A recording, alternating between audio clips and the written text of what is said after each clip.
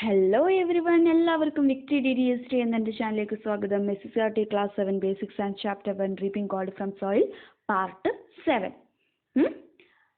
Agriculture Research Institutes function to fulfill these needs. Is there any agriculture research institute in your locality? Have you visited any institutions? Okay. അപ്പോൾ agriculture research institutes എവിടേക്കാണെന്ന് നിങ്ങൾക്ക് അറിയാമോ? നിങ്ങൾ കണ്ടിട്ടുണ്ടോ? നിങ്ങൾ visit ചെയ്തിട്ടുണ്ടോ എന്നാണ് ഇവിടെ ചോദിക്കുന്നത്. അതുപോലെ തന്നെ sum of the agriculture research institute in our state. നമ്മുടെ കേരളയിൽ അഗ്രികൾച്ചർ റിസർച്ച് ഇൻസ്റ്റിറ്റ്യൂട്ട്സിന്റെ കുറച്ച് പേരുകൾ ഇവിടെ ഉണ്ട്, നമുക്ക് നോക്കാം. Kerala agricultural university, KAU, Mannuthy, Thrissur. Central tuber crops research institutes, CTCRI, Sreekaryam, Thiruvananthapuram. Indian institute of spices research, IISR, Kozhikode. Rubber research institute of India, RRII, Kottayam. Central plantation crops research institute, CPCRI, Kasaragod. Regional research centres of Kerala agriculture university. അപ്പോൾ ഇതൊക്കെയാണ് agriculture research institutes നമ്മുടെ സ്റ്റേറ്റിൽ. അപ്പോൾ എൻ്റെ ഡിസ്ട്രിക്റ്റിൽ ഒന്നുണ്ട്, central plantation crops research institute, CPCRI, കാസർഗോഡിലാണ്. എൻ്റെ district കാസർഗോഡാണ്.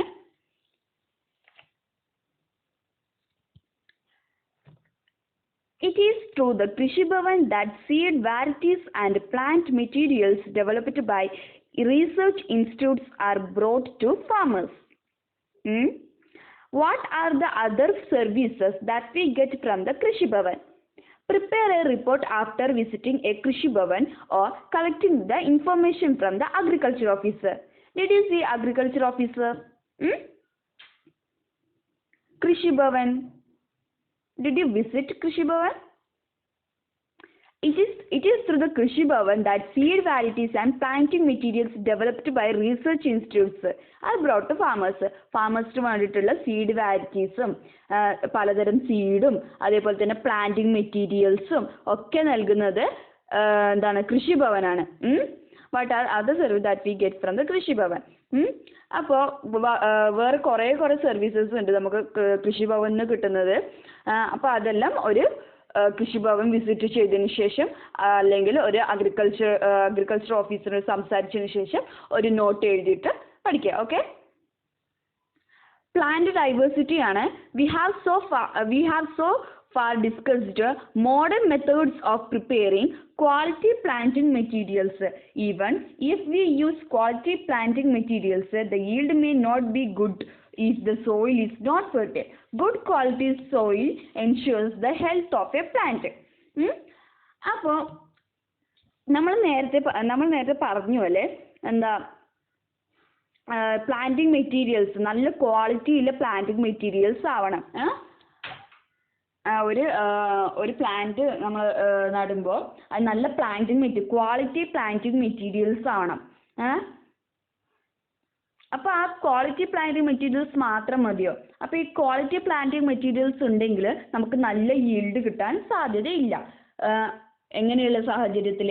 Soil നല്ല ഫെർട്ടൈൽ സോയിൽ അല്ലെങ്കിൽ പ്ലാന്റിംഗ് മെറ്റീരിയൽസ് നല്ല സീഡ് ഉള്ളതുകൊണ്ട് കാര്യമില്ല, അതേപോലെ തന്നെ പ്ലാന്റിംഗ് മെറ്റീരിയൽസ് ഉള്ളതുകൊണ്ട് കാര്യമില്ല. നല്ല സൺലൈറ്റ് കിട്ടുന്ന സ്ഥലത്താണെങ്കിൽ അതിലും കാര്യമില്ല. നല്ല ഫെർട്ടൈൽ സോയിലാണ് എന്നാലേ നല്ല ഈൽഡ് നമുക്ക് കിട്ടുള്ളൂ. Good quality soil എൻഷുർസ് the health of the plant. ഒരു പ്ലാന്റിന്റെ ഹെൽത്ത് അത് മെയിൻറ്റെയിൻ ചെയ്യുന്നത് ഗുഡ് ക്വാളിറ്റി സോയിലാണ്, ഫെർട്ടൈൽ സോയിലാണ്.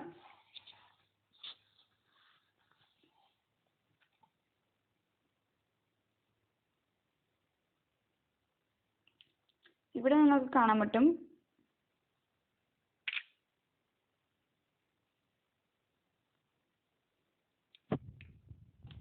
ഇതാണ് നെക്സ്റ്റ് പേജ് കേട്ടോ. What is the benefit of depositing plant debris in the field after cultivation? The nutrients provided by one kind of plant debris is not the same supplied by another. The more diverse the plant debris that decomposes in the soil, the higher the fertility of the soil. Let us observe some of the methods followed by farmers to ensure maximum diversity. ഇപ്പോൾ ഇവിടെ എന്താ പറഞ്ഞിരിക്കുന്നത്? What is the benefit of depositing plant debris in the field after cultivation? Cultivation കഴിഞ്ഞിട്ട് പ്ലാന്റിന്റെ അവശിഷ്ടങ്ങൾ നമ്മൾ എന്താ soil തന്നെ വെക്കുക, അത് എടുക്കാതെ സോയിൽ തന്നെ വെക്കുന്നുണ്ട്. എന്താണ് ബെനിഫിറ്റ്, എന്താണ് ഉപയോഗം?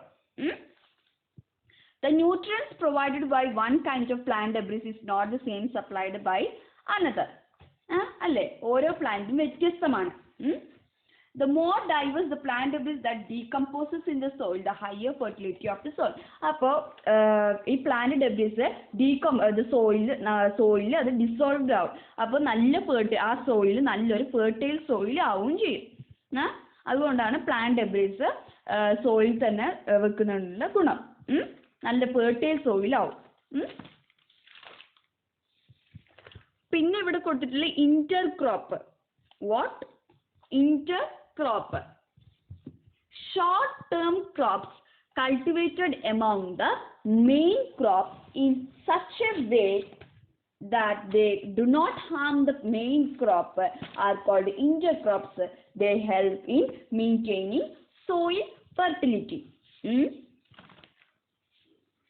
Intercropping ഇടവിള കൃഷി. ഒരു കൃഷി ചെയ്യുമ്പോൾ തന്നെ അതിൻ്റെ ഒന്നിച്ച് തന്നെ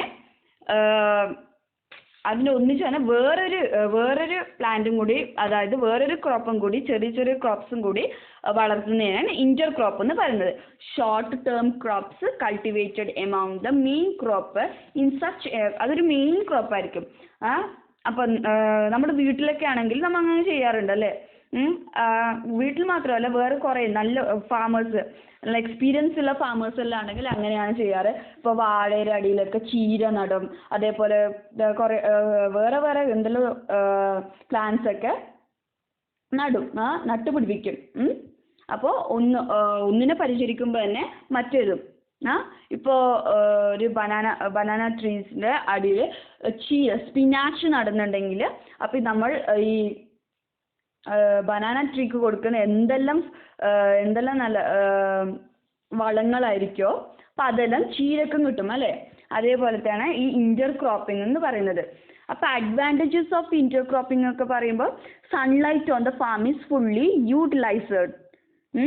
The nutrients and water provided to one crop is useful for the other too. അല്ലേ, നമ്മൾ കൊടുക്കുന്ന ന്യൂട്രിയൻസും വളങ്ങളും അതേപോലെ തന്നെ നമ്മൾ വാഴക്ക് നനയ്ക്കുമ്പോൾ അത് ചീരയും കൂടി നനയും. ചീര നടുന്നുണ്ടെങ്കിൽ ചീരയും കൂടി നനയും. അതേപോലെ തന്നെ increases the income of the farmer, അല്ലേ, വരുമാനം കൂടും അല്ലേ. ചീര നടുന്നപ്പോൾ ചീരയും കൂട്ടും. ഇപ്പോൾ ചീര നടുന്നത് ഞാനിങ്ങനെ ഒരു എക്സാമ്പിൾ പറഞ്ഞാണ്. വേറെ കുറേ ആൾക്കാർ വെണ്ട നടും, ഓരോരോ ക്രോപ്സിനൊക്കെ വെണ്ട നടും. അതേപോലെ തന്നെ അതിൻ്റെ ഒന്നിച്ച് തന്നെ വേറെ എന്തെങ്കിലും ടൊമാറ്റോ അങ്ങനത്തെ എന്തെങ്കിലും നടും. അപ്പോൾ നല്ല ഇൻകം കിട്ടും അല്ലേ. ഇപ്പോൾ ടൊമാറ്റോ, അപ്പോൾ ഒരു മെയിൻ ക്രോപ്പിന് കൊടുക്കുന്ന ന്യൂട്രിയൻസും വാട്ടറും ഒക്കെ ഇന്റർ ക്രോപ്പിംഗ്സ്, അതായത് അതിൻ്റെ ഒന്നിച്ച് നമ്മൾ നടുന്ന വേറെ ഇതിനും കിട്ടും അല്ലേ. അപ്പോൾ നല്ല വരുമാനം ഉണ്ടാവും. Income of the farmer increases the income of the farmer producing different yield അല്ലേ. വേറെ ഈൽഡും ഒരേ സ്ഥലത്ത് വേറെ ഈൽഡ് നമുക്ക് കിട്ടും അല്ലേ. അപ്പോൾ ഇതൊക്കെയാണ് ഇന്റർ ക്രോപ്പിൻ്റെ advantages. The practice of growing different crops at the same time in the same farm land. There can be short term crops also.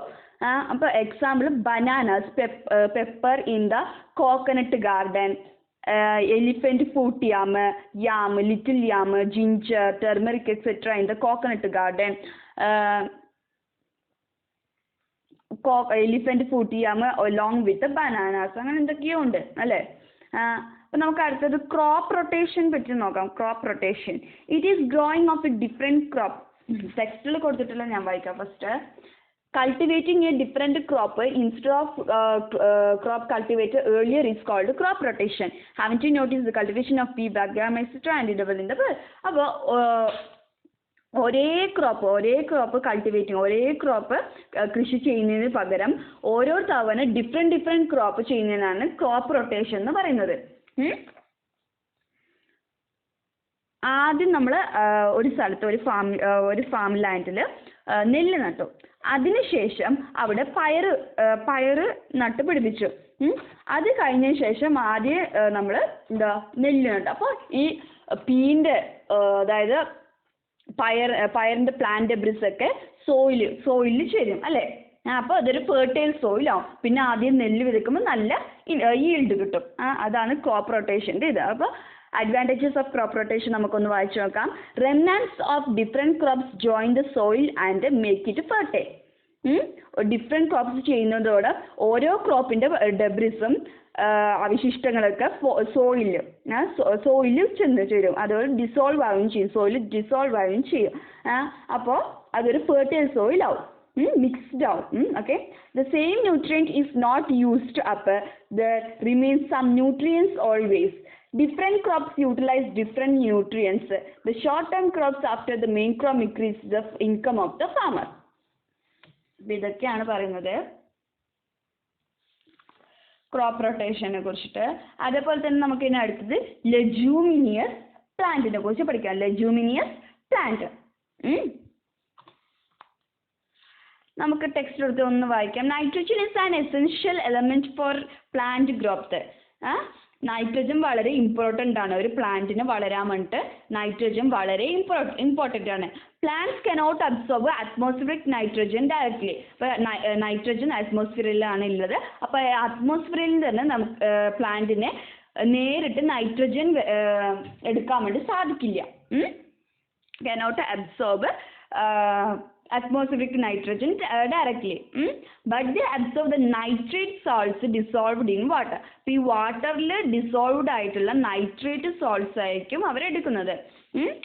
Some of the bacteria can convert atmospheric nitrogen to nitrate.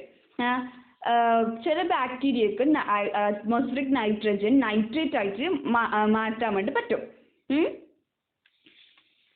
Rhizobium is one such bacterium. Rhizobium അങ്ങനെ ഒരു ബാക്ടീരിയയാണ്. They live in the roots of the plants like pea, mimosa, common tephrosia, horse gram and blackworm and absorb atmospheric nitrogen. അപ്പോൾ ഈ റിസോബിയം കണക്കുള്ള bacterias ഈ പയറ് പിന്നെന്തുവാ മിമോസ, ടച്ച്മീനോട്ട്, തൊട്ടാവാടി അതിലൊക്കെ അതിൻ്റെ റൂട്ട്സിലൊക്കെ അത് വളരും. എന്നിട്ട് അറ്റ്മോസ്ഫിയറിക് നൈട്രജൻ ഈ ബാക്ടീരിയ അബ്സോർബ് ചെയ്തിട്ട് അത് നൈട്രേറ്റ് ആക്കി പ്ലാന്റ്സിന് കൊടുക്കും. When these plants decay the plant nutrients are added to the soil. അപ്പോൾ ഈ പ്ലാന്റ് ഡിക്കേ അതായത് നശിച്ചാൽ ആ ഫെർട്ടൈലൊക്കെ എന്താ സോയിലിൽ കിട്ടും. അപ്പോൾ അടുത്ത ക്രോപ്സിന് വേണ്ടിയിട്ട് അത് സഹായിക്കും. ഓക്കെ, അപ്പോൾ ഇതാണ് ലെഗ്യൂമിനിയസ് plant. Rhizobium bacterium lives in the roots of plants like pea, mimosa, common tephrosia, horse gram and blackworm. They absorb atmospheric nitrogen and keeps them in their roots as nitrates. When these plants decay, the plant nutrients are added to the soil. Crops of the next season will utilize this. ഇതൊക്കെയാണ് ലെഗ്യൂമിനിയസ് plant എന്ന് പറയുന്നത്. നമുക്കിനെ അടുത്ത പാർട്ടിൽ കാണാം അല്ലേ? അതെ, അടുത്ത പാർട്ടിൽ കാണാം. ബൈ.